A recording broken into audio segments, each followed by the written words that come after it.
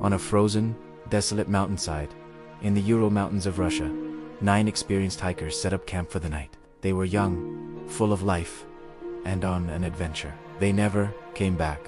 When rescuers finally reached their camp, weeks later, the scene was baffling. The tent was slashed open, but from the inside, footprints led away from the camp, barefoot, into the deep, unforgiving snow. The bodies of the hikers were found scattered across the landscape, some near a makeshift fire, others appearing to crawl back toward the safety of the tent they had so desperately fled. And then there were the injuries so severe and bizarre that no one could explain them. 60 years later, the Dyatlov Pass Incident remains one of the most chilling and disturbing mysteries in modern history. What really happened on that mountain? It all began on January 23, 1959. A group of 9 students and graduates from the Ural Polytechnic Institute, all seasoned hikers, embarked on a grueling 16-day ski expedition. Their goal was the remote Otorten mountain. Their leader was 23-year-old Igor. With him were Zina Kolmogorova, Ludmila Dubinina, Rustem Slobodin, Yuri Krivonishenko, Alexander Kolevatov, Nikola Tibobrignolas, Yuri Doroshenko, and the oldest member, Semyon Zolotaryov. They were anything but amateurs. They were young, skilled, and well acquainted with the brutal conditions of a Russian winter. The trail they planned to traverse was rated Category 3, the highest difficulty rating, but they were confident and well prepared. Before heading into the wilderness, they checked in at a local logging camp and sent out their route plan. Their final diary entries and photographs paint a picture of a cheerful, determined group, enjoying the challenge. And then, silence.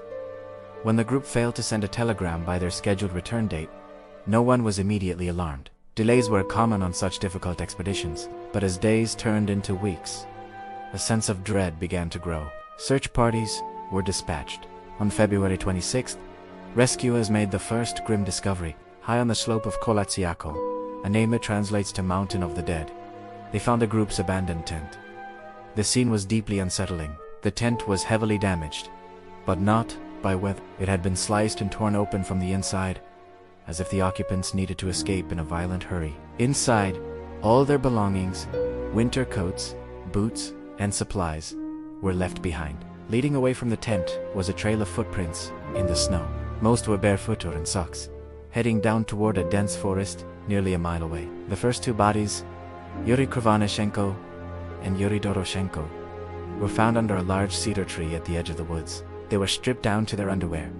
Nearby were the remains of a small fire. Between the tree and the abandoned tent, rescuers found 3 more bodies, Igor Dyatlov, Zina Kolmogorova, and Rustem. Their position suggested they had been desperately trying to crawl back up the slope to the shelter of their tent. The search for the remaining 4 hikers dragged on for 2 more months. They were finally discovered in the spring, buried under 13 feet of snow in a ravine, not far from the cedar tree. It was the condition of the bodies that turned this tragic accident into an infamous, enduring mystery. Several of the hikers were only partially clothed, some just in their underwear, despite the temperatures being around -30 degrees Celsius. This led to the initial theory of paradoxical undressing, a strange phenomenon seen in hypothermia victims, where they feel an intense sensation of heat and remove their clothes. But hypothermia couldn't explain the injury. 3 of the hikers, including Ludmila Dubinina and Semyon Zolotaryov, had suffered massive internal trauma.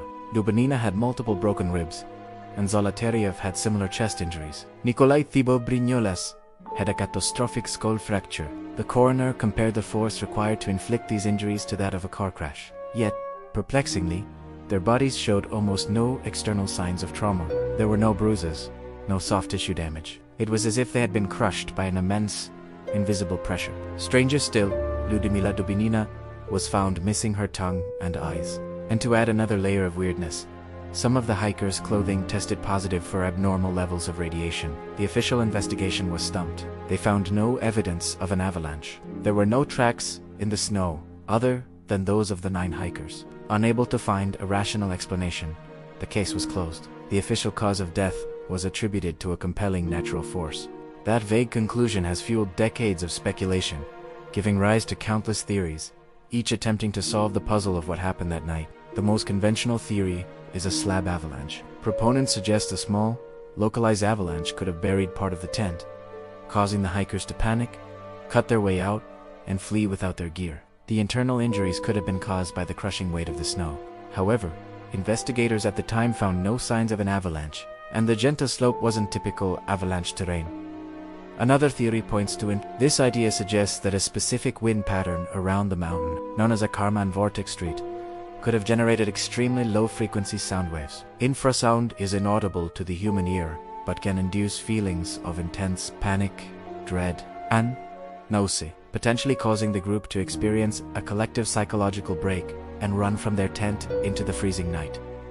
Then there are the more sensational theories. The presence of radiation and reports from other groups in the area of strange orange spheres of light in the sky that night led many to believe a secret military weapons test had gone wrong. Was the group accidentally killed by a missile test, and their deaths covered up by the Soviet authorities? This would explain the secrecy surrounding the case files for many years. And of course, given the unexplainable elements, paranormal and extraterrestrial theories persist. Some believe the hikers stumbled upon something not of this world on that lonely mountainside and paid the ultimate price. The missing tongue, the bizarre injuries, the radiation. For some, it all points to an encounter with something inhuman. To this day, the Dyatlov Pass remains a place of quiet, haunting beauty. But hikers who venture there say the mountain still feels wrong, that the wind howls with voices that don't belong to the living. 60 years on, the official files have been reopened and re-examined, but no definitive answers have been found. We are left with the same chilling conclusion from 1959. A compelling natural force. Was it a freak natural event, a military cover-up, or something else entirely, lurking in the shadows of the Ural Mountains? The truth, it seems, was buried in the snow with those 9 hikers. Thank you for joining us on this journey into the unknown. If you find these kinds of stories as fascinating as we do, please consider liking this video and subscribing to the channel for more explorations of history's greatest mysteries. Stay curious and stay safe.